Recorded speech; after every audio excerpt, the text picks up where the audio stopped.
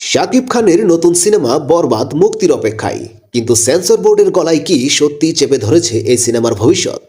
কেন আটকে গেল বরবাদ এবং কিভাবে শাকিব ভক্তরা সিনেমাটিকে মুক্তির দাবিতে সোচ্চার হচ্ছেন? আজকের ভিডিওতে জানবো সবকিছু বিস্তারিতভাবে। ঢালিউড কিং শাকিব খানের বহুল আলোচিত সিনেমা বরবাদ দর্শকদের দীর্ঘ প্রতীক্ষার পরেও এটি এখনো মুক্তি পাচ্ছে না। 18 কোটি টাকার বিশাল বাজেটের এই ছবিটি একাধিক কারণে ঝামেলায় পড়েছে। এই সিনেমায় শাকিবের বিপরীতে অভিনয় করছেন কলকাতার যিশু সেনগুপ্ত ও নবাগত ইথিকা পাল। সিনেমার নির্মাতা দাবি করছেন এটি হবে একেবারে ভিন্নধর্মী এবং আধুনিক এক গল্প। তবে সিনেমাটি নিয়ে তৈরি হয়েছে বড় ধরনের বিতর্ক। সেন্সর বোর্ডের অনুমোদন না পাওয়ার পেছনে কী কারণ থাকতে পারে?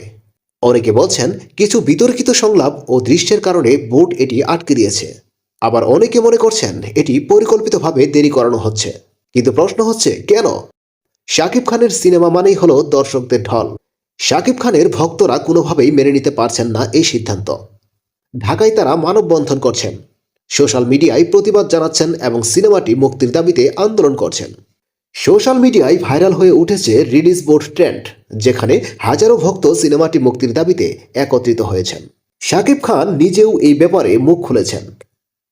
এক সাম্প্রতিক সাক্ষাৎকারে তিনি বলেন, তিনি তার ভক্তদের ধৈর্য ধরতে বলেছেন এবং আশ্বাস দিয়েছেন যে সব জটিলতা কেটে গেলে সিনেমাটি দ্রুত মুক্তি পাবে। প্রিয় দর্শক, আপনারা কি মনে করেন বরবাদ সিনেমাটিকে পরিকল্পিতভাবে আটকানো হচ্ছে নাকি সেন্সর বোর্ডের সিদ্ধান্ত সঠিক? আপনার মূল্যবান মতামত আমাদের কমেন্ট সেকশনে জানান।